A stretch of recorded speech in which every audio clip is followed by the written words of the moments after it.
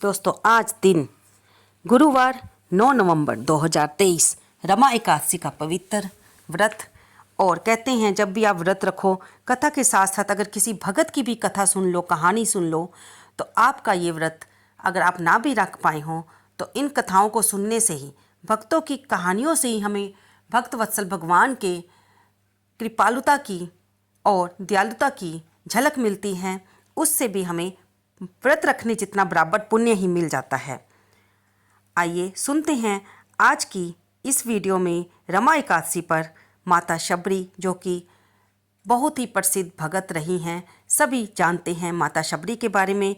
लेकिन बार बार कथाएं सुनने से हमारे मन में भी भक्ति का वास होता रहता है, इसलिए भक्तों की कहानी सुनने से कभी भी मन को, जी को ना चुराएं। सुनते रहिए, बने रहिए हमारे चैनल कलयुग के चमत्कार संतों की वाणी में। आइए सुनते हैं माँ शबरी की पवित्र कहानी। शबरी एक आदिवासी भील की पुत्री थी। देखने में बहुत साधारण, बट दिल से बहुत कोमल थी।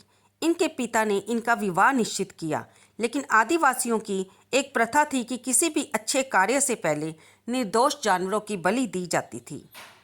इसी प्रथा को पूरा करने के लिए इनके पिता शबरी के विवाह के एक दिन पूर्व 100 भेड़ बकरियां लेकर आए। तब शबरी ने पिता से पूछा कि पिताजी इतनी भेड़ बकरियां क्यों लाए।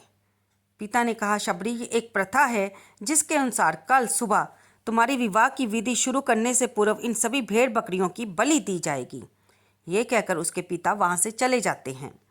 प्रथा के बारे में सुनकर शबरी को बहुत दुख होता है और वह पूरी रात उन भेड़ बकरियों के पास बैठी रही और उनसे बातें करती रही। उसके मन में एक विचार था कि कैसे वो इन निर्दोष जानवरों को बचा पाए। तभी एकाएक शबरी के मन में ख्याल आता है कि वह सुबह होने से पूर्व ही अपने घर से भागकर चली जाएगी। जब वह ही नहीं होगी तो शादी कहाँ होगी, और शादी नहीं होगी तो इन निर्दोष जानवरों की बलि भी नहीं होगी। तो दोस्तों यहाँ पर कुछ क्षण रुककर विचार कीजिए कैसे शबरी माँ ने, जो कि उस समय बहुत ही छोटी आयु की थी, उनके मन में कोमल दिल होने के कारण ये ख्याल आता है कि अगर वह घर से चली जाएंगी, भाग जाएंगी, तो इन निर्दोष जानवरों को मरने से बचा पाएंगी। इतना कोमल हृदय, जो कि अपने स्वार्थ को दूर करके वो चाहती तो वो शादी के लिए रुक जाती, लेकिन उन्होंने ऐसा नहीं किया। उन्होंने ये भी नहीं सोचा कि उनके माता पिता को, उनके परिवार को उनके ऐसे चले जाने से परेशानी होगी, लेकिन उनके कोमल हृदय में तो एक यही बात बस गई थी कि इन निर्दोष भेड़ बकरियों को मरने से बचाना है। मैं उनका कारण नहीं बनना चाहती। घर से निकलकर शबरी एक घने जंगल में जा पहुंची। ऐसा पुराणों में वर्णन आता है कि शबरी माँ को ढूंढने के लिए उसके पिता ने जब अपने लोगों को भेजा जंगल में, वे लोग शबरी माँ को ढूंढ रहे थे, तो शबरी माँ ने देखा कि जंगल में एक मरे हुए ऊंट का कंकाल पड़ा है। क्योंकि वो भील जाति की थी, इसलिए वो उस दुर्गंध को, जानवरों के मरे हुई दुर्गंध को बर्दाश्त कर पाई। इसलिए वह 3 दिन उस ऊंट के कंकाल में ही छुपी रही।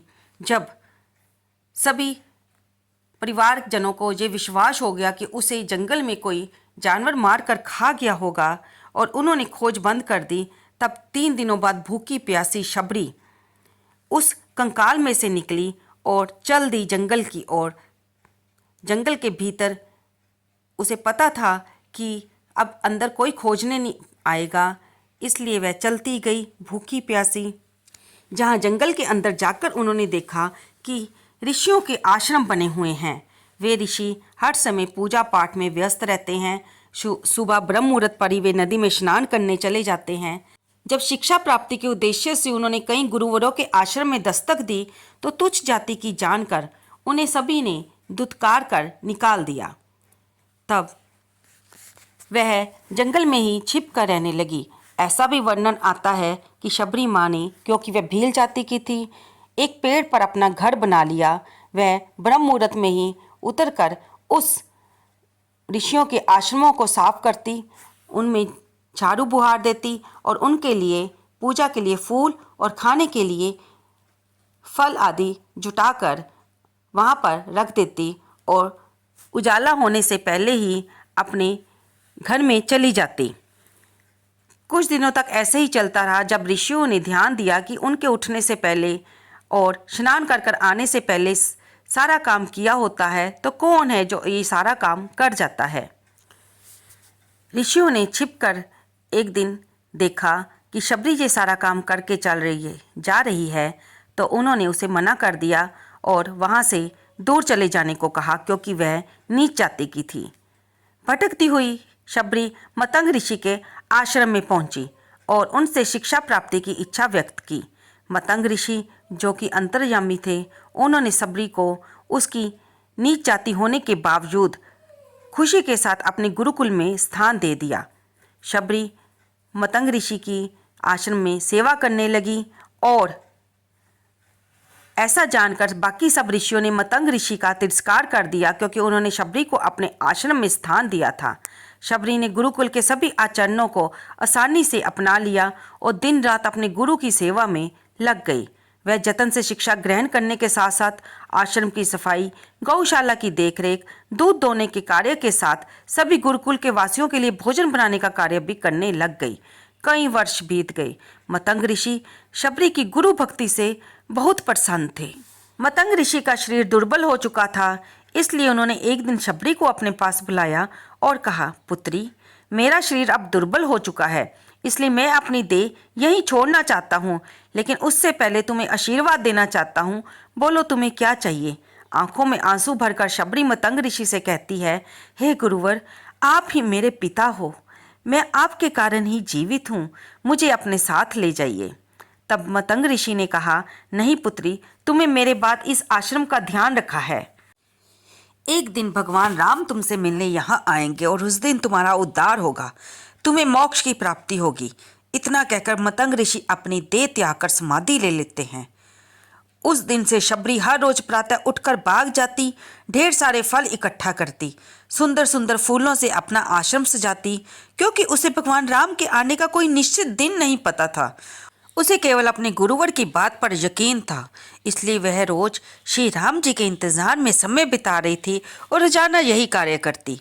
तो देखिए दोस्तों, यहाँ पर फिर विचार कीजिए एक क्षण रुककर, कितनी सहनशीलता थी माँ शबरी के जीवन में, कितनी गुरु भक्ति थी माँ शबरी के जीवन में, कि गुरुवर ने कहा और वो इस दुनिया से चले भी गए, लेकिन माँ ने उस जगह को छोड़कर, उनके आश्रम को छोड़कर वे कहीं नहीं गई, क्योंकि उन्हें अपने गुरुवर की बात पर यकीन था कि मेरे राम आएंगे, यहीं पर आएंगे, मेरे गुरुवर ने कहा है तो वो जरूर आएंगे, मेरे गुरुवर मुझसे झूठ नहीं बोल सकते। एक दिन शबरी आश्रम के पास तालाब में जल लेने गई। वहीं पास में ही एक ऋषि तपस्या में लीन थे। जब उन्होंने शबरी को जल लेते देखा तो उसे अछूत कहकर उस पर एक पत्थर फेंक कर मारा। उसकी चोट से बहते रक्त की एक बूंद से तालाब का सारा पानी रक्त में बदल गया। ये देखकर संत शबरी को बुरा भला और पापी कहकर चिल्लाने लगे। शबरी रोती हुई अपने आश्रम में चली गई। उसके जाने के बाद ऋषि फिर से तप करने लगे। उसने बहुत से यत्न किए, लेकिन वो तालाब में भरे रक्त को जल नहीं बना पाया। उसमें गंगा, जमुना, सभी पवित्र नदियों का जल डाला गया, लेकिन रक्त जल में नहीं बदला। कुछ वर्षों बाद जब भगवान राम सीता जी की खोज में वहां आए, तो वहां के लोगों ने भगवान राम को बुलाया और आग्रह किया कि वे अपने चरणों के स्पर्श से इस तालाब के रक्त को पुनः जल में बदल दें। राम उनकी बात सुनकर तालाब के रक्त को चरणों से स्पर्श करते हैं, लेकिन कुछ नहीं होता। ऋषि उनसे जो जो कहते हैं करते हैं, लेकिन रक्त जल में नहीं बदलता। तब राम ऋषि से पूछते हैं, हे ऋषिवर, मुझे इस तालाब का इतिहास बताएं। तब भगवान को शबरी के बारे में पता चलता है कि ये जल उसी शूद्र शबरी के कारण अपवित्र हुआ है। तब भगवान राम दुखी होकर बोले, हे गुरुवर, ये रक्त उस देवी शबरी का नहीं, मेरे हृदय का है, जिसे तुम सबने अपने अपशब्दों से घायल किया है। भगवान राम ऋषि से आग्रह करते हैं कि मुझे देवी शबरी से मिलना है। तब शबरी को बुलावा भेजा जाता है और राम का नाम सुनते ही शबरी दौड़ी चली आती है। राम, मेरे प्रभु कहती हुई जब वो तालाब के समीप पहुंचती है और उसके पैरों की धूल तालाब में चली जाती है, तालाब का सारा रक्त जल में बदल जाता है। तब भगवान राम कहते हैं, देखिए गुरुवर, आपके कहने पर मैंने सब किया, लेकिन ये रक्त भक्त शबरी के पैरों की धूल से जल में बदल गया। दोस्तों यहाँ पर एक क्षण फिर सोचें और विचार कीजिए कि जो जल भगवान राम के चरण डालने से भी पवित्र साफ नहीं हुआ, वो उनकी भगत शबरी की पैरों की धूल से ही साफ हो गया। कहीं पर वर्णन आता है कि तालाब में कीड़े पड़ गए थे और तालाब का पानी पीने के लायक, उपयोग में लाने के लायक नहीं रहा था, और कहीं पर आता है कि ये लाल रंग में बदल गया था। शबरी जैसे ही भगवान राम को देखती है, उनके चरणों को पकड़ लेती है और अपने साथ आश्रम में ले जाती है। उस दिन भी शबरी रोज की तरह सुबह से अपने आश्रम को फूलों से सजा चुकी थी। बाग से चक चक कर वह सबसे मीठे बेर अपने प्रभु राम के लिए चुनती है। वह पूरी उत्साह के साथ भगवान राम का स्वागत करती है और बड़े प्रेम से उन्हें जूठे बेर परोसती है। भगवान राम भी उसे बड़े प्रेम से खाते हैं। तब उनके साथ गए लक्ष्मण उन्हें रोककर कहते हैं, भ्राता ये बेर जूठे हैं। तब राम कहते हैं, लक्ष्मण ये बेर जूठे नहीं, सबसे मीठे हैं, इनमें प्रेम है। वे बहुत प्रेम से उन बेरों को खाते हैं। मतंग ऋषि का कथन सत्य होता है और भगवान देवी शबरी को नवदा भक्ति के बारे में बताते हैं। श्रवणम कीर्तनम विष्णु स्मरणम पाद सेवनम अर्चनम वंदनम दास्यम साख्यम आत्म निवेदनम। माता शबरी को बताई, जिसमें उन्होंने कहा कि हमें भगवान का नाम सुनना चाहिए, कीर्तन करना चाहिए, भगवान विष्णु का, भगवान श्री हरि का, भगवान शंकर का, दुर्गा का, जिसका भी आप स्वरूप को मानते हो, उनका पूजा अर्चना करनी चाहिए, वंदना करनी चाहिए। उनकी दास्य भाव से भी आप कर सकते हैं, सखा भाव से भी आत्म निवेदन कर सकते हैं। और इस प्रकार नवदा भक्ति में से आप किसी भी एक भक्ति के पथ को अपनाकर भगवान की पूजा अर्चना कर सकते हैं और अपने जीवन को धन्य बना सकते हैं। भगवान राम से नवदा भक्ति का उपदेश पाकर माँ ने भगवान से अपने मोक्ष की प्राप्ति के लिए प्रार्थना की। तब भगवान ने उन्हें मोक्ष की प्राप्ति कराई और माँ भी भगवान के धाम को चली गई। तो दोस्तों ये थी भगवान राम और माँ शबरी की कहानी, और तब से भगवान राम शबरी के राम कहलाने लगे। भक्तों की भक्तमाला की गाथा में माँ शबरी का नाम अति पूजनीय स्थान पर आता है, और ये नारी शक्ति ही तो है, नारी ही भक्ति का स्वरूप है और दूसरी तरफ नारी ही शक्ति का स्वरूप है। आपको ये कहानी कैसी लगी? कृपया इसे लाइक करें, शेयर करें और कमेंट बॉक्स में जय श्री राम लिखना बिल्कुल ना भूलें, और अपने रमा एकादशी व्रत को और पुण्य पवित्र बनाएं।